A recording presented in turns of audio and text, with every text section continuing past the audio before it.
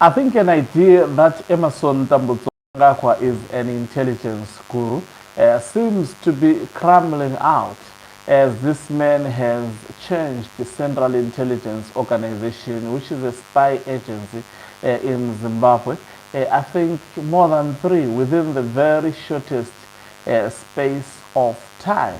I mean, going after the spy agents in such a manner shows lack of confidence, shows panicking from the regime of Emerson Mnangagwa. According to the information I have obtained, there has been a massive CIO, which is the Central Intelligence Organization, a notorious organization in Zimbabwe that has been used to carry out ruthlessness against the citizens of Zimbabwe, and specifically Matabeleland has been at the receiving end. Greetings and welcome to your lovely channel, the Panicking Global News. If you're watching us for the very first time, please remember to press the red or black subscribe button so that next time when we beam live, you become the very first one to watch us. A view that Emerson Mnangagwa controls the Central Intelligence Organization. I think it's nothing less than absurdity, taking into consideration the shakeups that are being done to the spy agency of Zimbabwe. There is a lot of reshuffling and also placing a number of the operatives into the pool as a way of neutralizing the retired General Chiwenga faction. From the way Emerson Mnangagwa is acting, Chiwenga does not only have influence in the military, but he equally have influence within the Central Intelligence Organization. Remember, according to the revelations that were made by Knox Chivero, there was an intelligence task that was given to Falton Mangwanya, which he failed to execute. That was aiming at putting retired General Chiwenga to prison days ahead the signing of the illegal constitutional amendment bill number 3 of 2026. In fact, let me quote according to the story that I have obtained. It says the Central Intelligence Organization has witnessed one of the most far-reaching reshuffles of senior staff at a time when President Emerson Mnangagwa's succession is taking center stage amid efforts to sideline his deputy Constantino Chiwenga. According to information obtained by this publication, the reshuffle, which was communicated to be affected officers last Tuesday, impacted district intelligence officers, provincial intelligence officers, assistant directors, and deputy directors, among other senior positions. The reshuffle marks former diplomat Paul Chikawa's most extensive changes to the CIO since he was appointed in April to replace Falton Mangwanya.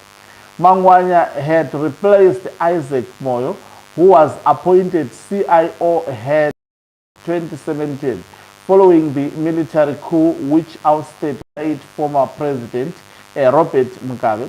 The former Zimbabwe Parks and Wildlife Management Authority Director General lasted nearly 15 months as head of the spy agency and was removed at the height of infighting within ZANU-PF over moves to extend Mnangagwa's term. District intelligence officers, provincial intelligence officers, assistant directors, and deputy directors that worked with Mangwanya were affected by the reshuffle.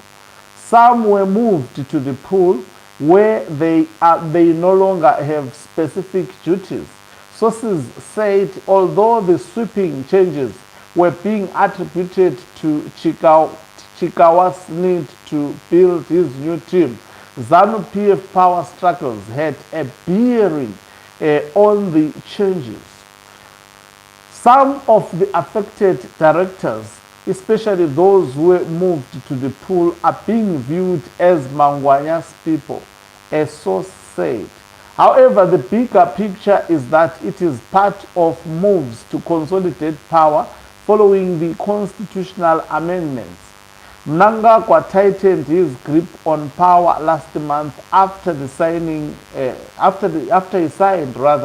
a constitutional amendment bill number 3 into law, which ensures that he remain in power until 2030. Observers said the suspension of elections for 2 years effectively removed Chiwenga from the succession race. The new changes in the top brass of the CIO will be keenly followed by those who have succession politics. It has emerged that beneficiaries of the reshuffle was Rumbi Kanu Kanu. I don't know whether it's that lady with a popular voice where she was cozy with Mnangagwa. Yet to actually research on that one, who rose from the position of assistant director to deputy director level. In total, there are 9 new deputy directors and 23 assistant directors following the reshuffle, a reliable source said. Divisions that are now being headed by the new deputy directors are internal 2 deputy directors, external economic intelligence, analysis and coordination, government protective inspectorate, wellness, investment and business development. Mnangagwa has also systematically reshuffled the army since first assuming office in 2017, removing commanders and frequently rotating officers to prevent any single figure from building a power base. Mnangagwa and Chiwenga were allies in the 2017 coup that ousted Mugabe. Chiwenga, the army commander, used his military backing to install the president. Analysts have said Mnangagwa's military reshuffles, particularly the removal of figures allied with Chiwenga, were part of a calculated coup-proofing strategy. In March 2025, Mnangagwa retired Lieutenant General Anselm Senyatwe as Zimbabwe National Army Commander and redeployed him as Sports Minister. The Senyatwe removal occurred just days before the late war veteran Blessed Geza called for anti-government protest on March 31, 2025.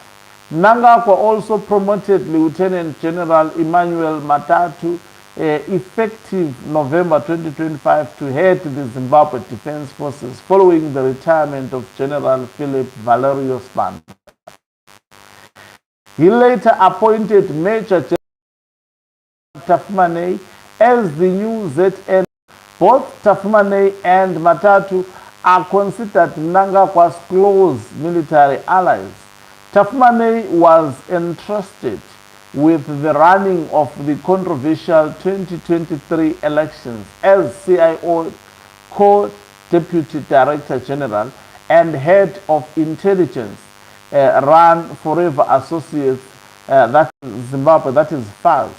The latest CIO reshuffle also came amid calls for a July 31 national shutdown in protest against Mnangagwa's controversial term extension. Observers have said the planned July 31 protesters are expected to be a major test of the government's tolerance for dissent and the opposition's capacity to mobilize mass action in the face of sustained repression. Human rights groups have called on authorities to respect the constitutional rights to assemble and expression, warning that further crackdowns would escalate tensions in an already volatile political climate. So that is the story that I have obtained from the look of things.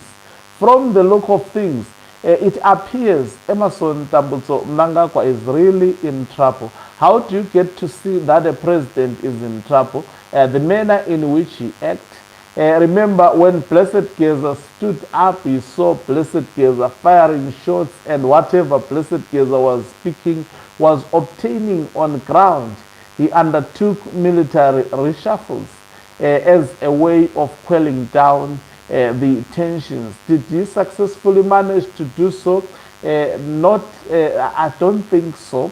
And also now they are 31st July protest already. There is massive reshuffle of the Central Intelligence Organization. You don't do it that to a spy agents of the nation, because all those whom you are reshuffling, definitely they are going to be assisting the media as well as the people of Zimbabwe in terms of updating them about the secrets of the nation. And also, what is quite tricky, especially with Emerson Mnangagwa, you see, they are the 31st of July a protest, and is acting also in such a manner.